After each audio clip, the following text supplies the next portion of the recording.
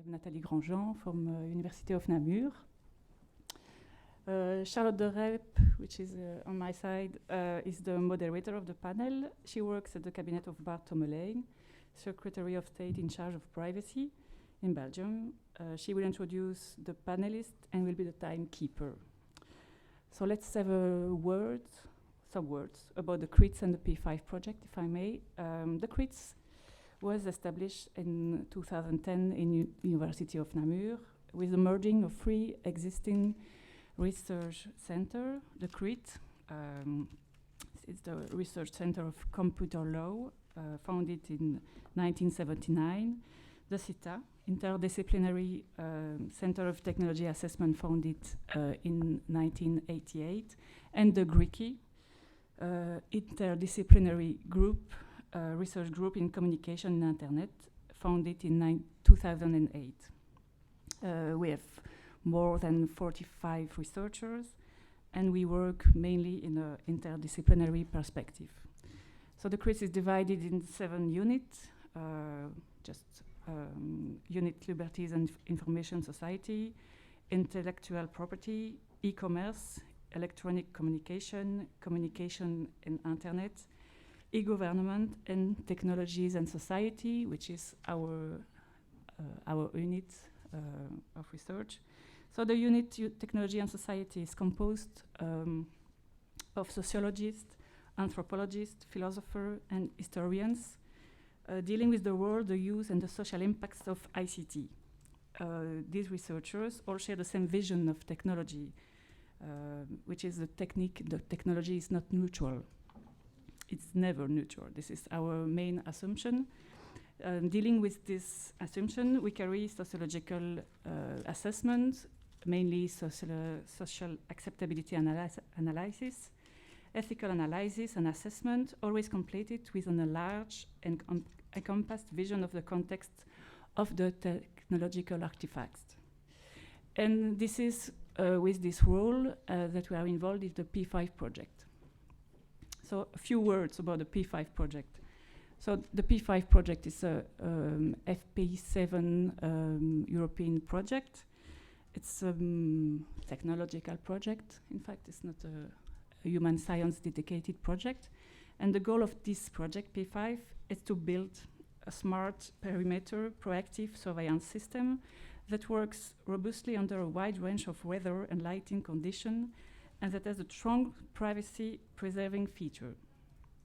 So the system should monitor the region outside the security area of critical buildings and infrastructure. It gives early warning if terrestrial or airborne threats are detected. So this is the project, and I describe it as a technological point of view. And this project, so it's the main goal is to build these virtual fences, which are the main topic of this panel. The virtual fences is at the beginning a technological concept that can be defined as a set of interconnected technologies composed of radars, acoustic and thermal sensor, lasers, camera, CCTV, and merged together. These technologies allow for permanent and automated monitoring of protected area through a system architecture which allow the gathering and connection of various source information. This technological concept of virtual fence is not neutral, as you may assume. It raises important ethical and political questions. Those questions are very important, and the main topic of the panel is to solve, to discuss and debate about these issues. So I leave the word to Charlotte. Thank you, Nathalie. Thank you.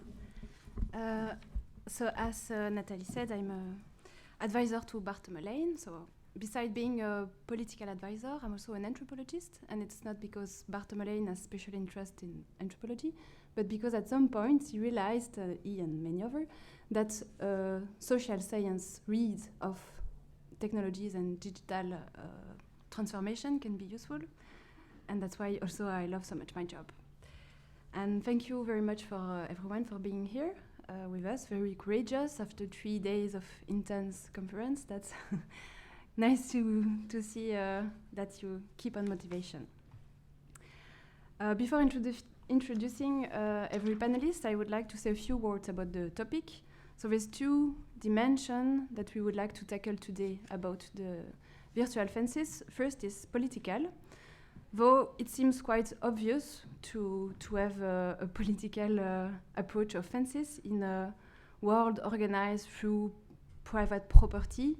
Fences is like the logical equipment to make borders between what's yours, what's mine, what has to be protected from hostile attacks or anything. But we will see during the discussion that maybe it's not so obvious. And from the ethical point of view, there is also many questions raised by the virtual fences. The visibility or invisibility, which is also the main line of the CPDP this year. The materiality of the fence or the embedded character of the fences, the non-physical approach of the fences, and though the contestability of the fence. Is it still possible to contest an invisible fence? We will tackle those questions too during the panel.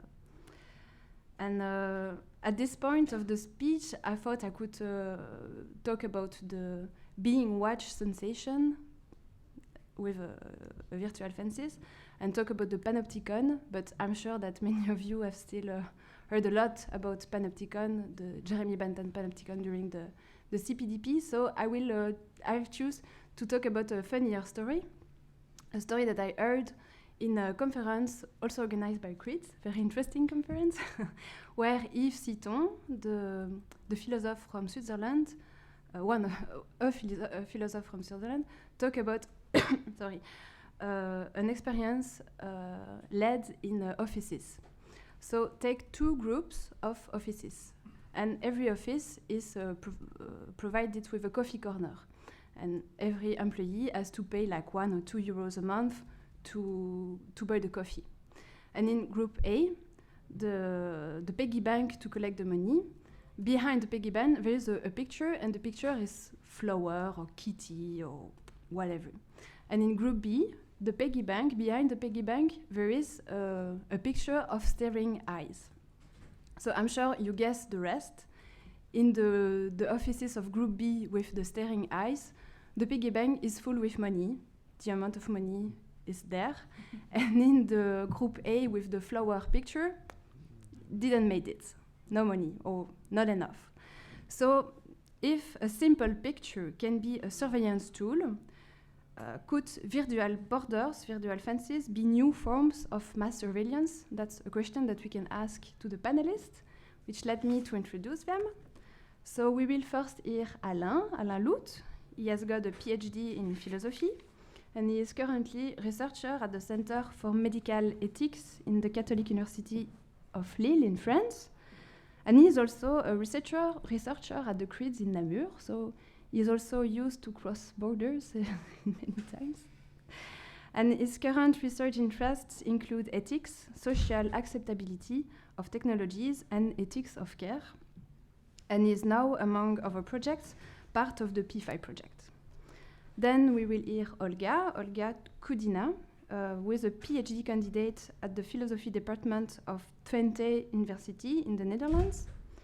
And she works on a project on mutual shaping of humans and technology using Google Glass and sex selection as an object for her studies. And her research interests are related to techno-moral change, new and emerging technologies, and privacy. Then we will hear Rocco Bellanova, who is a senior researcher at the Peace Research Institute in Oslo. He is also a postdoc at the Université Saint-Louis in Brussels. And he has completed a PhD on the powers and politics of data protection, and in particular in relation to the deployment of security technologies. And then finally, we will hear Jim Dratwa, who is a global fellow at the Woodrow Wilson Center in Washington, D.C. And he has taught in many prestigious places like École des Mines in Paris, Harvard University, and the universities of Brussels, where he is currently based. His research and publications address the interconnections between knowledge, values, and action, and he has held several positions of great responsibility in that regard at the European Commission, where he now heads the team tasked with ethics in science and new technologies. So I propose to leave the floor to Alain. Thank you. Thank you, Charlotte, and thank you, Nathalie. So my goal today is to question the concept of virtual fence. What is meant by this term? Immateriality, unreality? Do virtual borders contribute to humanize surveillance? Or do virtual borders constitute new forms of invisible mass surveillance? What are the ethical, social, and political issues raised by virtual fence? Here are the questions I want to address today. So in a first time, I will say a few words about the P5 project, because the P5 project is an example of a project who aims at developing a virtual fence, virtual border. Secondly, I will say what virtuality is not about. I will propose a kind of definition by its negativity. Virtuality is not about immateriality, is not about unreality, and is not about powerlessness. Third, I will present some response to the question, to the ethical and legal issue raised by virtual fence. And finally, I will address some astounding issues that seems open. First of all, a few words about the P5 project. The goal of the P5 project is to improve the safety of critical infrastructure by developing an intelligent perimeter proactive surveillance systems. So the P5 systems will monitor the outer perimeter of critical infrastructure area and give early warning in case of a potentially threatening situation arises. And then one of the challenges of the project is to develop a system able to detect moving objects larger than a small animal in the surveillance zone, and classify them within a range of 200 meters. And the aim of the system is to reduce the number and impact of false alarms. So the early warning intelligence system will analyze the behavior of objects classified as human in vehicles, trying to infer their intent and classify them as innocuous or potential threats. That's the main goal of the P5 project. And this system could work with or without physical fence, making possible to define virtual fence. So that's an example of a project developing a virtual fence. But then, first of all, I would like to clarify what virtualization is not about. First of all, virtual fence, virtualization is not about immateriality. Of course, one of the objectives of the P5 project is, I quote, to reduce the need for physical protection. But it would be a mistake to assume that virtual fences are, in a sense, dematerialized. First of all, because virtual fence could be used in combination with physical fences and with concrete walls. And then they just carry forth a different materiality. The materiality is not to be found in stone or concrete or wall, but in other places and devices, camera, sensor, radars, screen, etc. So first, it's not about immateriality. It's not about unreality, because another mistake would be to understand the virtualization of border as a phenomenon of disappearance of the border or of the limit. Virtualization does not make fence less real. That's the point. By contrast, a characteristic of virtual fences is that bordering is not made only by means that are actual, that are embedded in materiality, but also with virtual means, in the sense of potential means. And by potential means, it must not be understood less real. By potential means, we must understand means which are not actualized we must understand means which are actualized when necessary. For an example is a patrol which only intervenes when electronic sensor trigger an alarm. So it's not about unreality, it's more about potentiality. And finally, another mistake that seems important to avoid is to consider that the virtual fences reduces or mitigates the power of surveillance. On the contrary, I believe that virtual fences allow a reinforced and extended control in a two-way. Extended control, first of all, because, as I said, virtual fences could be used in combination with physical border. They can constitute, as Anja said, augmented border. And secondly, because virtual fences can create a purely virtual limit where it would not have been possible to build a wall because of economic, technical, or political reason. And thirdly, because the virtualization of surveillance extends the object of surveillance from a spatial point of view and from a temporal point of view. First of all, because the aim is not only to monitor a line, a boundary, but a perimeter, a space around the infrastructure. So this is not only the inputs and outputs, the crossing of the limits that's monitored, it's also the movement, the displacements of individual in the space. So the virtual fences set up a form of management of permeability, borrowing the word of Olivier Razac. But in a second, there is a second kind of extension.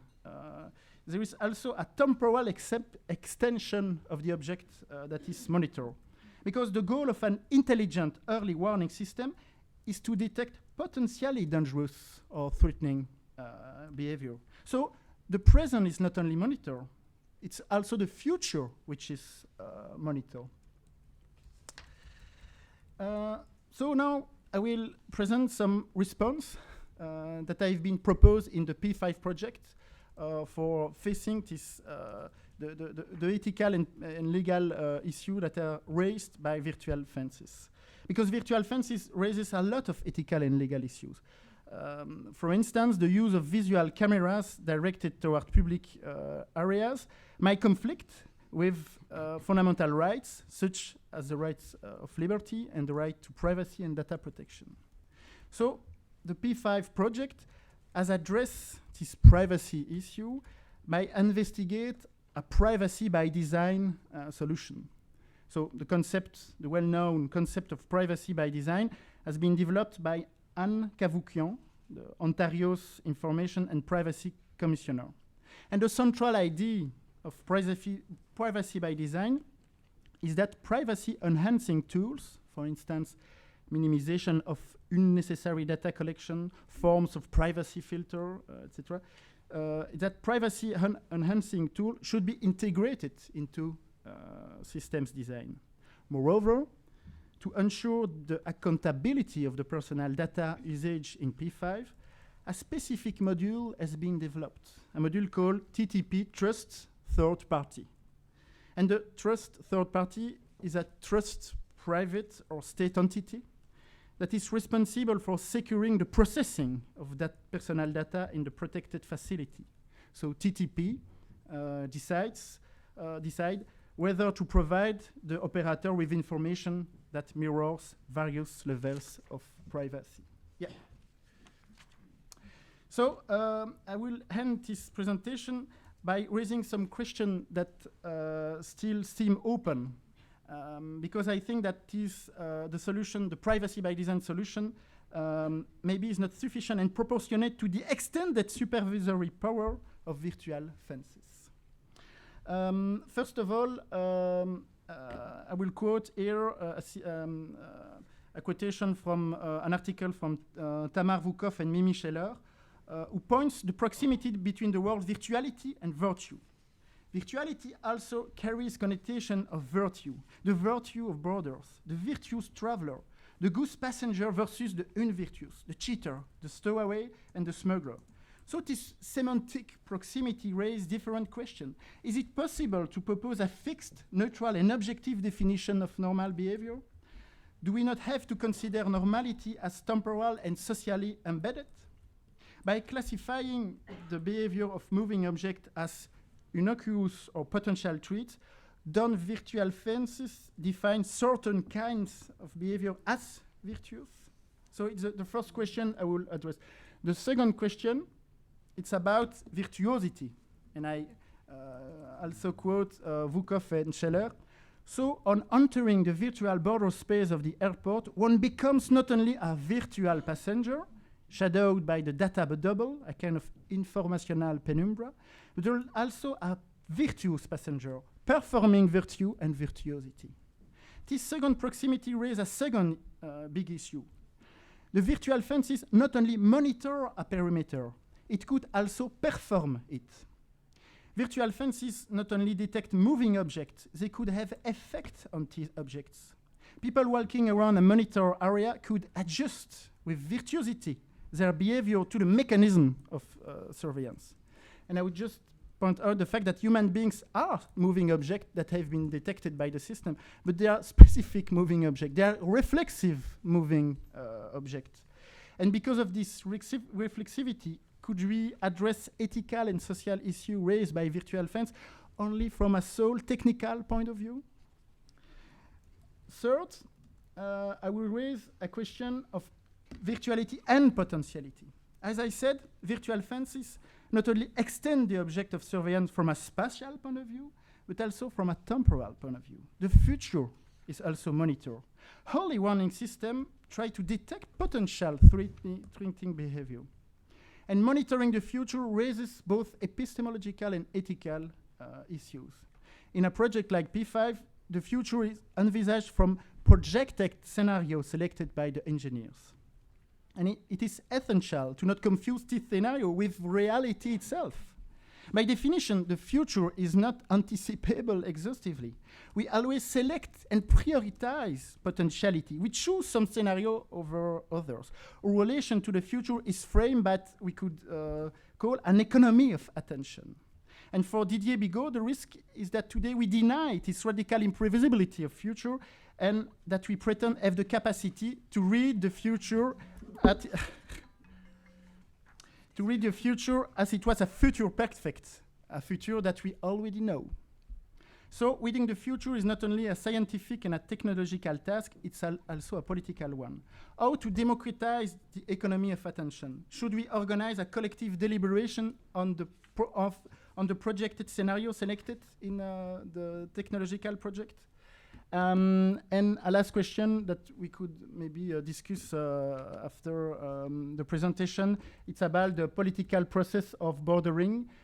If virtual fence make less visible border, maybe it's more difficult to have a control on the border, to have a democratic debate about the border. But time is already gone, so I will let Olga speak. Thank you very much, Alain, for this vibrant presentation, introducing us in the P5 project and its ethical perspective. So, and thank you for keeping the time up. Olga, maybe you can now take the floor and present. Thank you. Is my presentation? No. Orange one. Yeah, this one. Yeah. Yes. Perfect. Hello, everyone. Thank you for bearing with us. I know it's the last day of the last session, but we'll try to make it as interesting and crucial for you as well as it is for us. And Alain already did a very thorough theoretical presentation of the project and more like of a philosophical sociological standing of the people who worked on the sociological part of the project. And I will try to delve a bit more in the particular case study that I studied during this project, which is particularly the virtual fences in Belgian prisons. And are there any social impacts that maybe are not as tangible and as obvious as, for instance, privacy issues or privacy trade-offs that are nevertheless quite crucial for societal implication of this technology in the future? I will just briefly talk you through my talk. I will talk a bit about my involvement in P5 project, about my understanding of what those virtual fences were, although Alain already gave a pretty thorough description of that. I will briefly outline a couple of theoretical lines that guided me through this particular presentation. I will try to contextualize virtual fences, particular for Belgian prisons, and underline the soft impacts that I try to identify with this technology, and I try to go in depth a bit about this more in the presentation. And finally suggest technomoral scenarios as a potential more engaging and theoretically and empirically grounded tool about the deliberation on the larger implementation of this technology in society. So my involvement in the P5 project lasted from February till June in 2014, and I was a junior researcher there conducting my master's research project, so it was actually a great chance to participate in the FP7 project. And I primarily was involved in the empirical part, so I conducted a lot of in-depth interviews and qualitative surveys with all the different partners on the project, but as well online surveys for the general public. And I also conducted the participatory observation because I was also in team of the social scientists to deliver on the project, but also kind of studying the actors in the network and trying to make my suggestions and my conclusions about what's happening there. And the deliverables were my master's thesis and also the final report on social acceptability of this technology of virtual fences. This is my creation, my art. It's a bit sloppy, but this is how I understand virtual fences in a sense. And let's say that apply in the context of prisons. So prisons in Belgium need to be and also are being taken much more from the outside zones where they're really secluded areas, but more in the peri-urban zones where, for instance, in the proximity of the malls, outlets, stores, or let's say big shopping centers and such. So it's a system that is surrounded by virtual thermal cameras, radars, but it's also next to areas where people move, where people live, where people occasionally are, or they work, for instance. So it could be a running road next to it, or someone walking the dog, or by all means the parking lot. And how would then the algorithm define and radicalize the scope of this normal behavior definition? Because at the heart and in the core of the virtual fences is this algorithm that determines this early threat, early warning, based on what it considers to be abnormal behavior. And I tried to study a bit more what was the designers and engineers' perspective on this part and how would it actually play out in reality. So theoretically, I was guided by the principles of technological mediation theory by Peter Paul Verbeek, which basically states that technology always mediates relationships of people with the world, and at the same time, it's often considered as a neutral tool. So, and also in the case of virtual fences, it was meant to just deliver the early warning, just to see what is a potential threat there. However, the problem is that the ways technology shapes and changes our actions and environment are actually often overlooked. The second point is that technology is much more than numbers, and they're not purely mechanical technologies, not just mechanical algorithms, but also they have a normative impact. And that yet these sort of hard impacts of technology, which are the ones that give a decisive yes, go or no go on technology, are the ones that can be quantified, put in graphs and numbers, and we can say, yeah, it's a black and white yes or no. They're often, for instance, like the privacy risks or the more economical factors, the one that you can calculate and rationalize, they're given a bigger priority over the more softer, kind of subtle impacts that technologies do have on society, but they're harder to grasp. They're harder to reflect upon and rationalize. And for instance, in development of such a big scale project as P5, they're not given as much attention to. And it was also part of our team of social scientists to bring attention to these impacts, to these qualitative changes.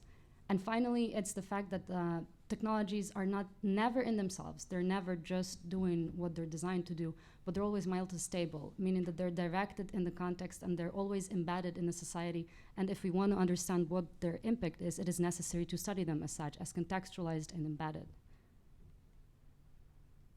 So let's try to delve into that a bit and to see what was the perspective that was used in the case of Belgian Federal Public Service, who expressed interest about potentially applying virtual fences to prisons in Belgium. Well, through the interviews and the empirical data, I was able to identify that there were actually predominantly political considerations that were driving the Belgian authorities and their interest to more technology, more technological implementation to Belgian prisons. Because first, they're in a big need of new facilities, because Belgium is known for its problem with prison overcrowding. And for instance, here it's one of the oldest prisons in Belgium, Saint-Gilles prison here in Brussels region, that was opened in 1884. And it was designed with the capacity of 210 prisoners. And at times, like, it was almost immediately doubled. But at certain historical periods of time, not so long ago, actually 50 years ago, it had 2,010 prisoners at a time. So it's actually more than 5 times for what it was designed to. And that carries the second kind of connotation here, and incentive from the political authorities is kind of international pressure from organizations also such as Council of Europe in terms of violation of human rights and because of undignified conditions in prisons. Hence, again, the need for new facilities. And finally, also need of social acceptability, because these prisons are being built for taxpayers' monies, and people need to accept and welcome their increasing number and spread, but also that they're being moved to closer and closer to where people actually live, and they need to know that they're secure, and technologies install that confidence in people. And of course, financial considerations, because in eyes of the policymakers, the more prisons means more personnel to maintain. But when you implement different technologies of control or technologies of surveillance, that means that in future you can decrease the number of personnel who's working in the prisons. And potentially that could lead to significant cost-benefit ratios. So from the policy perspective, virtual fences are sort of instrumental way to fix certain penitentiary service problems. And as such, they're quite optimistic and welcoming towards the idea and potential of virtual fences for the Belgian prisons. And then it was interesting to see the end user perspective of the prison managers who would actually have to implement them in prisons and deal with them and maintain them and implement them in the daily infrastructure. And it was interesting to see in one of the interviews that I had that prison managers actually, when they receive the technology, they do not necessarily use it for the means for which it was created, for instance, like electronic doors or virtual fences, but they actually can appropriate it according to the needs that they have at the moment. And when I was talking, one of those potentialities was actually using virtual fences as much for the inside of the prison, for inner prison inmates control management, as for the outside. And that was something that, for instance, the designers definitely did not anticipate or make it to be so. Another point that I identified was that prison guards were definitely doing much more than surveilling the inmates population, but it's actually a very important social link, and I will return to that later in more detail. And a very interesting also consideration from an end user is that it actually costs almost as much to maintain new technology as to hire and to maintain human personnel on site. Because, for instance, with these, this is a newly opened prison in Belgium, in Beveren, in East Flanders, and to maintain a prisoner in this sort of prison per day costs 210 euros from the European taxpayers' budget. And this is not the numbers that are regularly being put on the agenda and advertised. So actually what it boils down to is that it costs almost as much to maintain and to manage these new technologies in the prisons, because you first also have to learn how to use them, to adapt them, and to make them kind of normal daily routine use for everybody, as it would be to maintain the human personnel. And finally, prison managers also constantly have to deal with the increasing industrial lobby that tells them of the increasing options that are available for the prison sector. And I actually heard a lot of discontent in that sense, saying that possibly this is not the right way to go, because this is a public domain that is being shaped increasingly by this supply that the private sector is offering. So shortly on the soft impacts of, for instance, algorithmic behavior definition that I identified, and Alain talked already a lot about that, but basically at the heart of this normal behavior algorithm, through the complex system of interaction that they identified, it boils down to a Gaussian distribution curve of the bell-shaped curve, which basically means that it's a statistical evaluation of the more frequently occurring behavior is considered to be normal, and the less frequent it is, the more chances are that the algorithm issues the alert and has then the security guard would be implemented. But it actually leads to a bit of a soft guidance of population. That's what Alain already mentioned, that people do tend to change their behavior when they know that they're being watched, but especially when in places that they wouldn't normally expect, like for instance, they would expect surveillance cameras from the parking lot in the mall, but not someone across the street, also because they fall under the surveillance zone. And this kind of leads to certain standardization of behavior, maybe, at least in those proximity zones, as much for inside of the prison as for the outside. So behavioral challenge is also one of the soft impacts in the proximity areas. And finally, kind of challenging of the inmates' chances for reintegration in society, because as also one of the informants pointed out, that the level of dignity of inmates in prison is already being challenged so much, because they have to be subjugated by so many rules of when to take a shower, how many times a day to walk to a certain place, how to behave, at which pace to walk, that already knowing that there will be another technological layer on top of that, without also the human guards as a normal behavior algorithm running them from inside the prison, really kind of brings another kick to the violation of their dignity, but already inside of the facility. And something that I'll try to do quick, because one of the dominant impacts and dominant trends was what both the policymaker and the prison managers pointed out, that automatizing prison security isn't necessarily a straightforward good thing, because virtual fences are projected to, with a straightforward cost benefit effect, to decrease the number of human guards in prisons, but does that actually help? And from what I understand, one of the soft impacts that I identified was that prisons ecosystem runs the risk of being disrupted, because the social link that inmates have with the prisoners, it's going to be significantly weakened or actually almost diminished to zero, because in the process of interaction with prison guards, there are certain trade-offs that prisoners have with, for instance, carrying letters to each other, or from inside or outside, a specific link, specific arrangements. That will not be possible anymore. And also the specific hierarchy that's been established in a very delicate, balanced order, routines, there also will be challenged. So there will be actually a radical situation to which they would have to adapt without any specific social algorithm how to adapt to that. Also, undermining peaceful coexistence in prisons. For instance, one of the interviews said that if you automatize everything and retain the possibility for insurrection, when you don't even have human guards and you don't have normal physical doors, but electronic doors that open on the system's requirements, and also the virtual fences that define your behavioral patterns inside.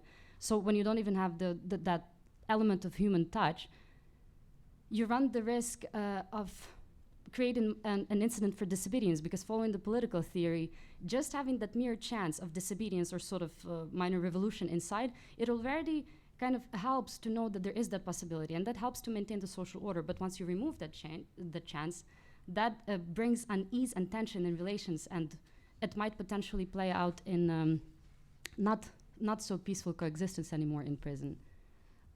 Another impact was tampering with inmates' reintegration prospects that I already briefly mentioned about. And because in prisons actually have to, I'm running out of time, but I'll just finish with that. And that's also what the prison manager told me, that in prisons they do much more than just control or surveil the population or keep the inmates inside. They actually prepare them to be reintegrated in society. So they educate them, they work with them, they prepare them to coexist with people in society. And once you remove the social effect of the prisons, the significantly reduce of number of prison guards, it tampers with those chances. At least it significantly changes the process and how it used to be. And it is increasingly harder to adapt for the inmates. And finally, the dynamic security system in prisons with introduction of virtual fences runs the risk of being more static, because the relations between prisoners and guards they're a bit dynamic. It's not so easy to capture, again, a bit of the soft system. For instance, sometimes on one day the prisoners would be punished by a guard, but on the next day the same prisoner would shake the hand of that person because he would be in need of a conversation, in need of sharing, in need of like sending a message or sending a letter. And once that possibility is eliminated, it would be harder to talk, harder to discuss the problems, harder to socialize, and technology does not contribute to that in that sense. So just to recap, I wanted technomoral scenarios as a deliberative tool to bring the different actors on the table, so both designers and academics and the places where the virtual fences would be introduced. Because although I agree with Alain that scenarios run the risk of being speculative, once we know how to contextualize the particular case study and by virtue of being theoretically and empirically grounded to understand how it can be implemented, to speak about particular contexts. We know what can be or might be or should be changed in the design process, and talk with the designers, saying that, yeah, there might be some technological adjustments that could improve the situation. And it's just a nice narrative tool to, engage everyone in the story and to speak to different experts. So yeah, that was basically it. And my conclusion is that before implementing something as radical technology as, for instance, the surveillance technology of virtual fences, you really need to know about the context and the actors. Because, for instance, prisoners themselves, they sprang out in the context of our research. They were not an anticipated actor by the designers. Hence, a lot of social research needs to be done on that. Thank you, and I'm sorry. No, you're welcome. With such a passionate, in-depth view from the field, we can forgive you for the few minutes more that you took. Thank you, Olga. Rocco, can you? Yes. I'll start somewhere else. And the first time that Alain invited me, he obliged me to read Olivier Razac. about barbed wire, and I learned something. I learned first that I watched at least 2 zombie movies in my life, which I didn't thought I've done. And the fact that we have to think about the political dimension when we speak about fences. But let's start with the zombie movie. This is an image from World War Z. It's quite an interesting image for 2 reasons. First, you see the zombies, all these people that are running. So their flow is something that is an irresistible flow, and still there is this young boy is like not very well fit, let's say, and is like covering himself, but the zombies are running around him, not through him. And I'll come back to this image. In this movie, there are at least 4 different images of how you use a fence, of how you create a separation with something that is arising as an existential threat, meaning the zombie. The first image that we have is a classical image, is the fleet of the United States. So the government and the important people move to the fleet. So the fleet stay in the sea, and this permits them to be repaired. So the sea, the natural elements are worked as a possibility to be safe, to put a distance, to keep a political distance from what is happening and reorganize. The second element of special separation we see in North Korea in this imaginary board. And the government has obliged everybody to take out their teeth, so they cannot bite. And so you contain the contamination through a biological intervention. It's a violent biological intervention. Then you have the third stereotypical image, and is the Israeli response. So they build up the fences that they are already building, and they keep physically the zombie apart. And what is interesting is that they keep the Arab in, because the less Arab are outside, the less zombie are going to be outside. So the contingency of the Israeli-Arab war is highlighted by that. There is something else that is more important, and we have to reorganize inside. All these 3 fail.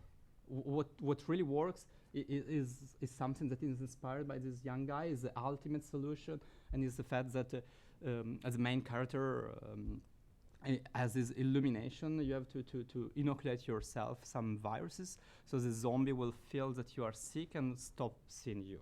So the virtual fences is there, is extreme ultimate virtual fences. You change your body structure, your chemical structure, you disappear from the zombie, so you can walk among the zombies and start killing them. But you are also at war in that moment. So all this political imagination, our political imagination founded on the fact that society is a war. If we can go to the second slide, I have that. I have control of my slide even. I keep thinking that this is very interesting, but probably we are living a different kind of political imagination. This is an announcement by BWC. I took this picture in the Brussels airport. It's very interesting to describe briefly this picture. You see this young lady, she's in a populated space. She's taking out her glasses to look into a machine. Then you see a close-up of her eyes. You see that it's not very clear in this resolution, but her eyes has been digitized, and so the machine recognizes her, and we can imagine that she has access to some service or some place. This is, again, the checkpoint, this idea that you have to pass through in a smooth way, and the rhetoric is like where others see an invasion of privacy, we see the most secure way of transact. Transaction movement again is there. You see that the critique has been incorporated already in the message, so they themselves speak about privacy, but privacy is like depoliticized immediately, because what is true is the world is exploding with potential, the world is in beta. This is their slogan on their website.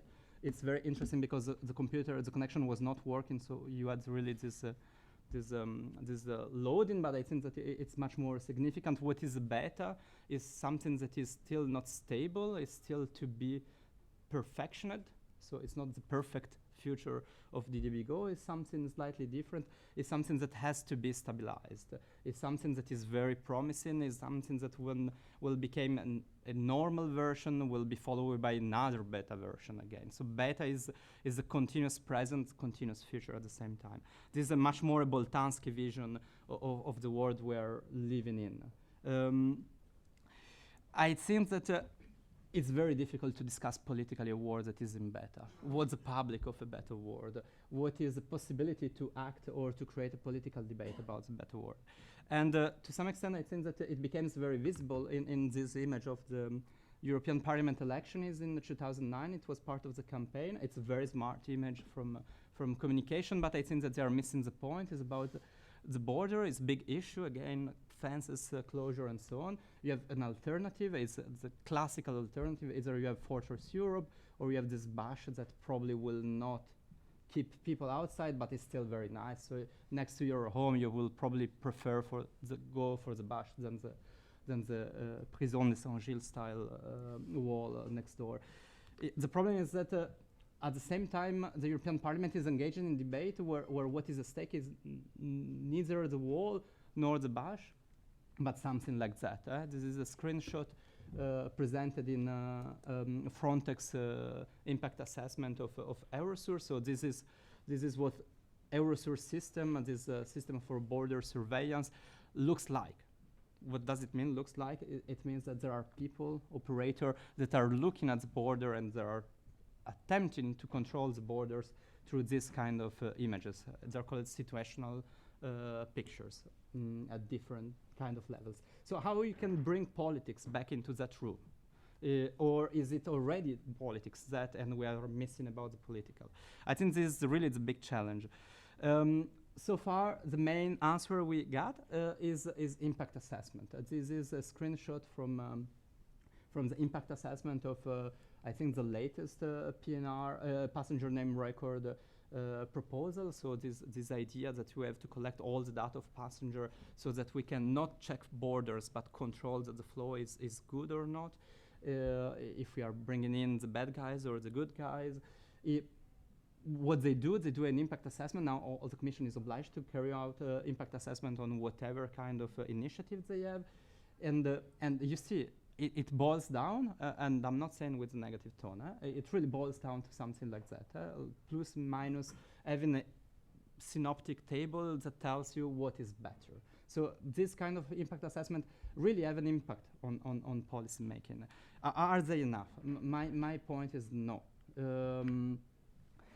Why? Because when we go for data protection, that was one of the way we try to grasp the political into this kind of surveillance measure. We see that it's always a 0 or a minus, sometimes it's minus, but the impact of data protection on that is very limited.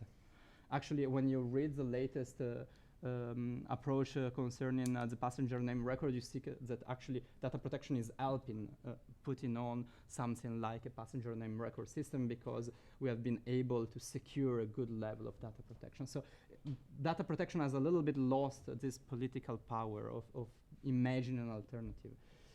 I will call that the trap of data protection in the sense that we focus too much on the protection and not enough on data. We assume the rhetoric of protection, and so long that somebody is protecting us or protecting our data is fine. We are not using the data or thinking that the data is also the political part at stake. Then another point that I was really happy to see in the deliverable you provided me as background is the question of the public. Who is really the public of something like that? Who is the public of Eurosur? Who is the public of passenger name record? Especially measures that are, to some extent, disappearing from the political debate or from the everyday experience. The other point that I'd like to raise, not now, but in general, is the question of are we already doing politics, and is this something from the political? And you have a bunch of authors. I will just come briefly to one now. That seems that we should think in a true way. Politics is the moment of institutional contrast when we have to take a decision, and the decision has to be taken, which is something that is very challenging, but a decision has to be taken. And the political will be actually the space of confrontation and the space of dissent. So something slightly different, one from the other. This brings us to the question of when we want to do an assessment, what's our foundation? And when we speak in terms of politics versus the political, or as different from the political, we partially speak in terms of agonism. I'm thinking about Chantal Mouffe, I'm thinking about Andrew Barry, I'm coming. But is agonism a description of the world like that, or the political world, or is our purpose as democratic societies? This, I think, is an important question that we always try to set aside.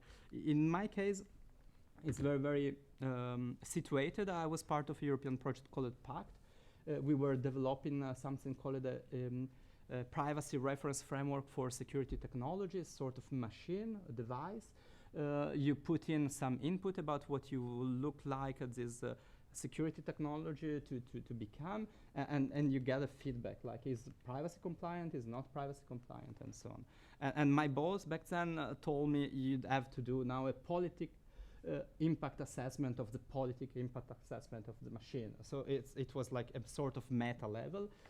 And where do I start? And I started with this definition of Andrew Barry on the difference between the political and the unpolitical. I would really like to propose it as a very good working definition, because it premised on a very normative point that the political is the respect of dissent, and that something is political or anti-political is not only the content, but is the kind of space it opens. Is a virtual phase political or anti-political in terms of to which extent we can keep contesting it, keep contesting in general, and it in sense of the specific measure at stake. And so we try to devise this kind of criteria to try to understand if something that looks like a impact assessment, data protection impact assessment, or other kind of impact assessment is having an impact on political implication. And the four criteria are the idea that the device or the assessment device will still permit to have a space of political discussion. So it's not behind a decision that the impact assessment says that it's good, we should stop discussing it. To which extent the impact assessment still acknowledges the fact that it's biased, that there is no neutral impact assessment, but an impact assessment will always lean towards some kind of position. So to which extent this is open up to the debate, is acknowledged so that they can be taken into account in the following discussion. Then to which extent different actors can reappropriate that kind of impact assessment. Impact assessment like the one we saw like that are very difficult to reappropriate for a truly political debate. And to which extent the decision about the output of the political impact assessment, we can still discuss it as an object of contestation. To which extent it will not foreclose further political debate. To which extent we can imagine that there is an alternative to that impact assessment. And that's it, I tried to say. Thank you very much, Rocco, for this very committed talk. Now we are greeting Jim back to the panel to come to the next and last speech. That's brilliant.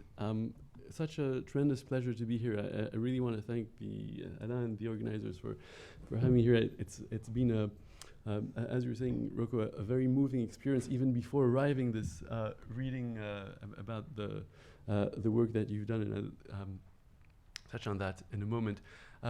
Just for my information, is this being recorded? Yes. It is, right? Okay. That's all right. Great. Where's the super here. Thing? Okay, cool. So I've been asked, and I will, take a number of step backs and look at this from a slightly different perspective. Really a reflection from an ethical point of view and from a point of view which is that of the European Commission, though I'm not, of course, speaking in the name of the European Commission. Better still, I'm going to consider ethics and the European Commission. In fact, this is what I'm faced with as I walk to my office every morning. In the Bellanova building here in Brussels, it's the European Peace Prize award that we all received in 2012, and it's located in the European Commission premises here in Brussels. As I walk a bit further, I see this. It's a poster. It's internal corporate advertisement. Ethics in the Secretariat General in the Central Service of the European Commission. And you probably can't read this. In fact, neither can I. But it's things such as, you're thinking of giving a lecture at the university, talk to us, or your spouse is in gainful employment, that could be interesting, let's have a chat about it. Basically, it's, in no matter how subtle ways, a series of understandings of ethics as deontology. So proper behavior for civil servants in the European Commission. Here again, ethics all the way is only a small part of the way, and it's again a series of deontological questions, which are also a form of inculcating the right behavior. I'm just going to try and find something where I can read you a few examples, because otherwise it's a little bit unfortunate if we only have the color but not the substance.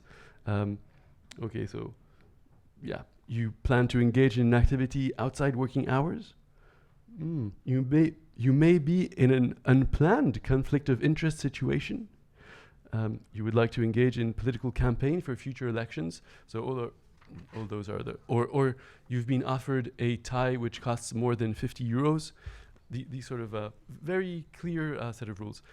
Now, closer to our topic today, I come into my office, and on my desk is this opinion of the European Group on Ethics in Science and New Technologies of the President of the European Commission. This is the group that I'm in charge of.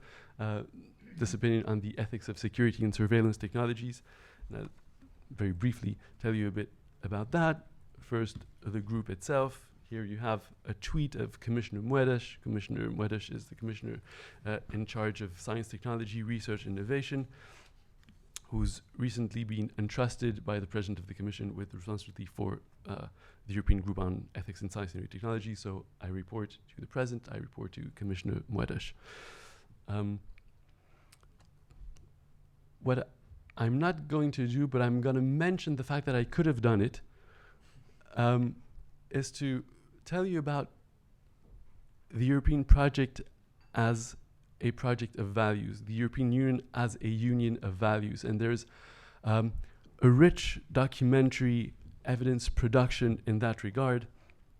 So we could refer to the Lisbon Treaty, the EU Charter of Fundamental Rights, and in more in the daily work of the Commission, but as epitomized here in the State of the Union address of 2013 by President Barroso at the time, the European ideal touches the very foundations of European society. It is about values, and I underline this word, values. He's underlining this word. Here, the political guidelines for the next Commission, so that's the vision statement of President Juncker. And indeed, I've been in the fortunate position to contribute to the State of the Union address. The State of the Union is this big address that one could argue has been inspired by what is practiced on the other side of the Atlantic, but we see it as something very genuine to the European Union. Me and my little team had been tasked to work on values, on the European Union as a union of values, and on the refugee crisis. It was before it really blew out, and it was just in case it could be of interest. And sadly, or fortunately, or both, this really came very prominently to the fore.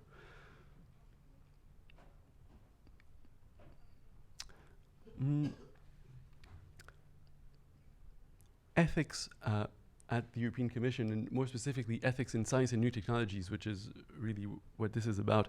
As I indicate here, a reticulated institutional landscape. There is this European Group on Ethics in Science and New Technologies that I was showing you about. There is an internal group within the Commission, various colleagues coming together.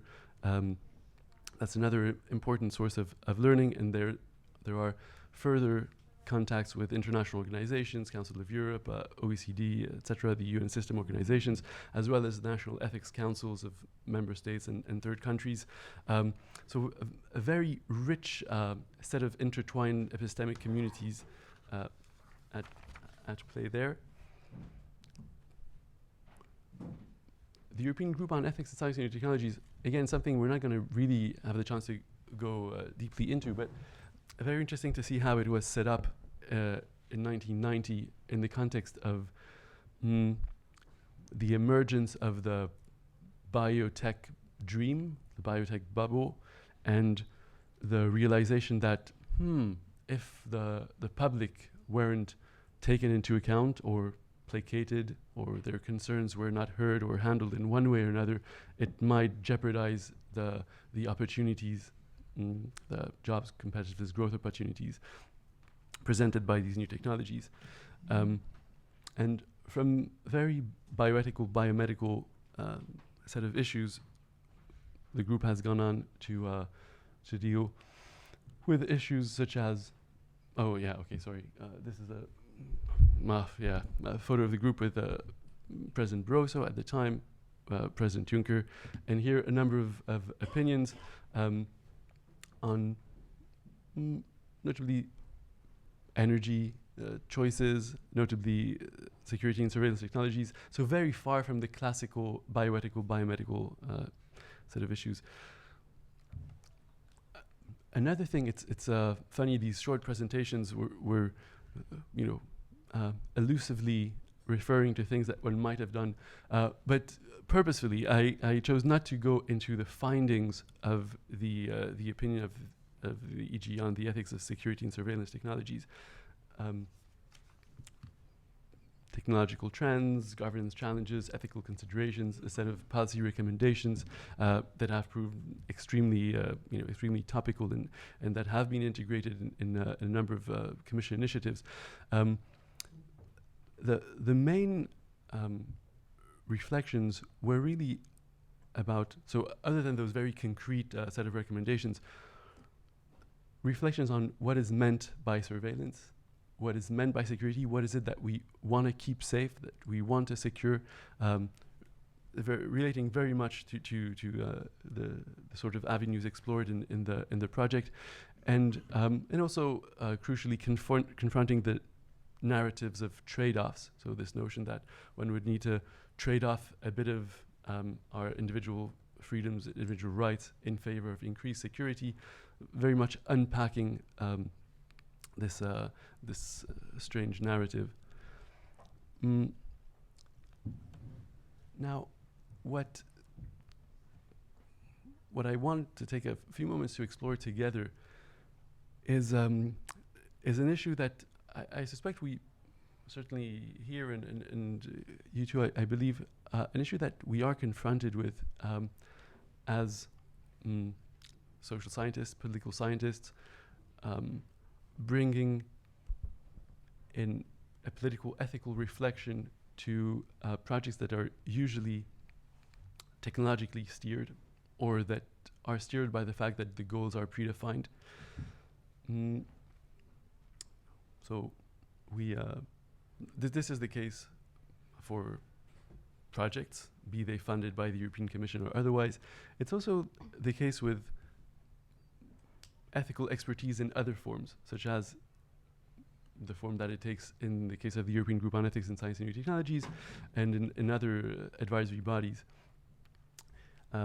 We spoke of, you were talking about Andrew Barry, political, anti-political, and here is Giorgio Agamben, myself also in there, and Julian Kindler, the president of the European Group on Ethics. What I want to draw our attention to is quick anecdote.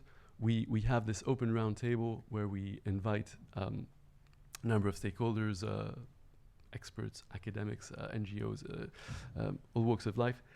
And it was really important to me personally that Giorgio Agamben be there to tell us about his perspective on the ethics of security and surveillance. The answer I got from him is, I cannot be there because there is no such thing as an ethics of security and surveillance technologies. Security and surveillance technologies is the exact opposite of ethics.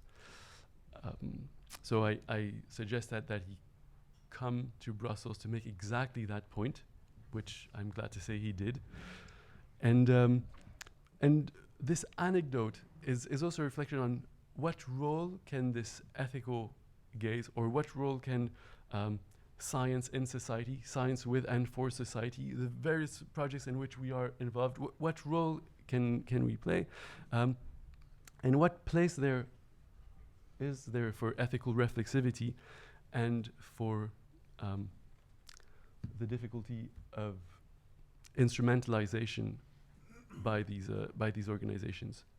Probably I should close it there. There you go. Thank you, Jim. Thank you, everyone. Now it's time to open the floor to you, unless you... Maybe the audience first? Okay.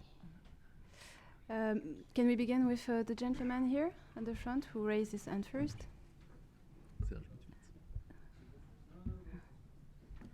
Can you please begin with saying who you are and your occupation? I'm Lucas Melgaço. I'm a geographer working at the Department of Criminology at VUB. So I have two reasons to be interested in virtual fences. If I heard from many of you the problems about virtual fences. But if I got it right, you correct me if I'm wrong, the P5 project is a project that will end up reinforcing the multiplication of virtual fences. And my question is, okay, we know about the social threats, but what are the social benefits of investing in more virtual fences? How a world that is even more segregated would be a better word? That's a question for you. Okay. Can we take now Yeah, another question? maybe I am Serge Gutwit. I'm a professor at the VUB.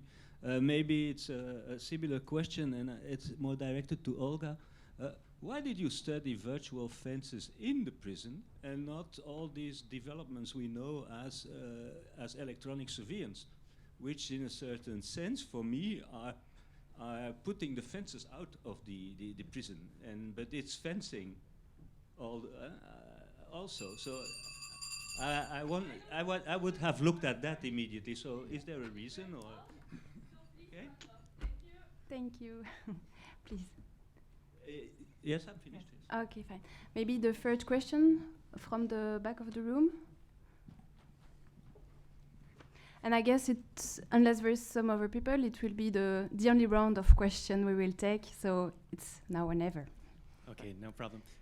Very enjoyable panel. My name's Torrin Monahan. I'm from the University of North Carolina. And I had a similar kind of question about what kinds of ethical subjects or normative subjects are being constructed by these fences or these applications in different domains. So prisons, perhaps, shopping malls, airports. And I'm thinking here just as reference of Rachel Hall's terrific new book, The Transparent Traveler, where transparency is equated with whiteness. There's a kind of a racialization of anything that is not white and therefore a threat and maybe zombie-like. And that's the great metaphor for this racialized threat to society.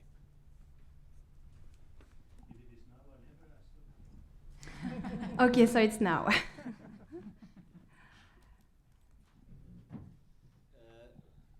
It's a short one and maybe a bit longer one. The short one is a virtual fence in online privacy would seem to be something excellent. How to fence myself virtually off the rest of the world. And actually, I saw this maybe as a sort of hack of the fence idea. And last point, but that is only if you have time. I think that Rocco and Jim are saying exactly the opposite, because I think that the ethical stuff, let me tell it like that, a bit disrespectfully, is actually short-circuiting the political. Cool. So may I propose each panelist to very, very quickly answer those 5 topics, maybe beginning with Jim, then Rocco, Olga, and Alain. Then Nathalie will close the session. Jim, please. Great. Okay. I think in the interest of time, I'm just going to focus ever so briefly on the very last question from Serge. Is ethics short-circuiting the political? I certainly agree with the dramatic relevance of the question. That's also very much the point I'm trying to make here. I think indeed in certain cases the ethics, identifying something as ethical and then saying it's going to be dealt with by a bunch of people put in a position of weakness, in power relations, where is exactly that. It's anti-political, anti-innovation in the parlance of Giorgio Agamben, Andrew Barry, and then the challenge becomes: how can we make it political? How can we make it worthy or able to open a space of contestation and of possibility, rather than being in a situation where the ethics, don't worry, the ethics have been taken care of, and then it's business as usual or worse. And in that regard, I can come up with my own stories and histories of subversion, but I think really it's I haven't been asked to come here to do this, but a pitch now for a deliverable. I don't know if that's even possible to do.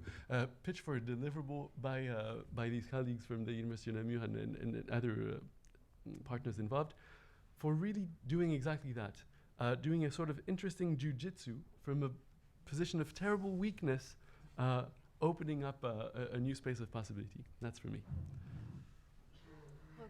Okay, maybe look at your question. I think that is there are two levels, like the engagement of the researcher in a project like that, and this we'll discuss in front of a beer because this is a recorded session, and then there is to some extent a more philosophical question, and this is my problem with agonism. I really fancy this kind of work in which the political is inescapable. Even if we try to fence it out, it will come back. But at the same time, in for example, in Chantal Mouffe, you have to create borders. Borders are essential to agonism, because without enrollment order, you do not do agonism. So to some extent, fences are already there before you build them, and so they are a tool of agonism.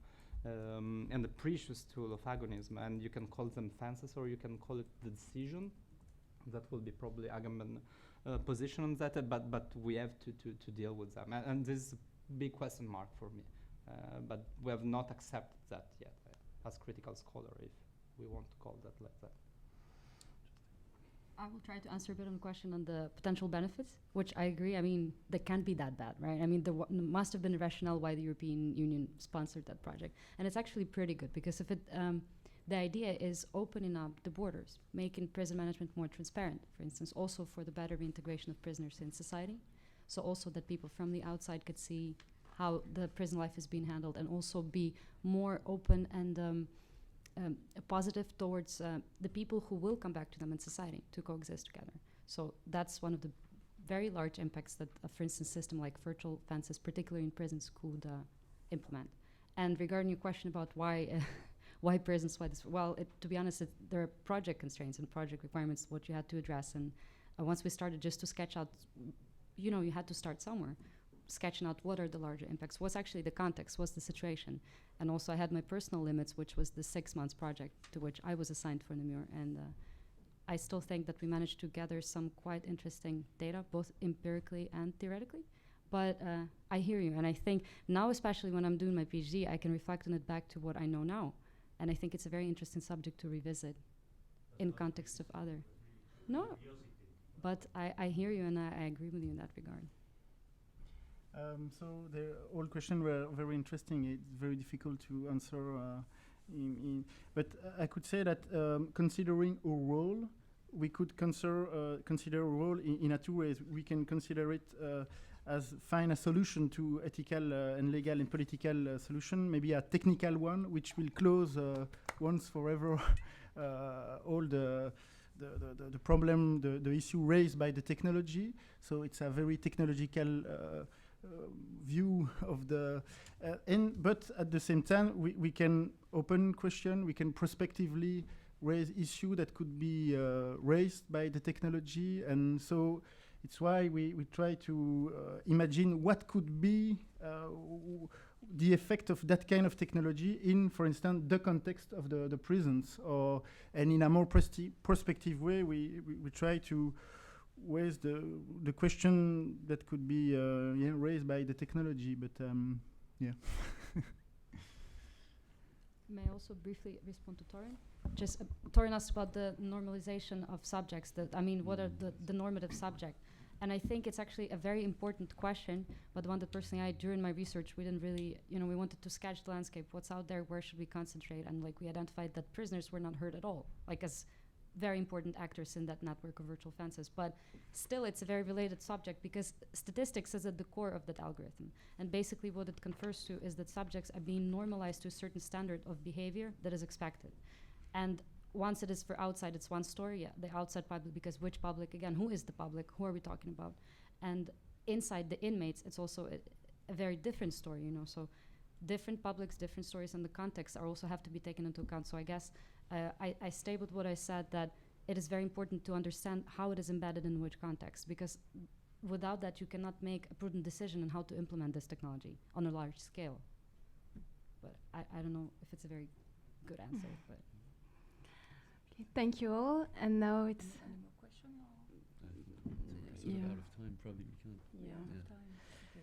Unless if you have a question. I have a lot of things to say, but I think it's. Yeah, no, but I there don't is a have cocktail. It's the last okay. session. Everyone will be pleased to answer at the end. So thank you very much to everyone. Thank you for your question. Maybe Nathalie can wrap up in a few seconds the session. Seconds. I had a lot of things to say. I wrote 3 pages, so I think I don't have time. But yes, we can continue in the cocktail. But just one thing, I think this kind of technological devices, it should be addressed. We should address some ethical issues, and we should also connect our current reality to those issues. I think especially to the refugee crisis, the migrant crisis. Because the question of virtual fences is also the question of borders, and the borders are a very political crisis. So maybe we can discuss it on the cocktail, but I think this kind of reality or actuality should be connected to this kind of project, a very reflexive project. Don't forget the reality. Thank you.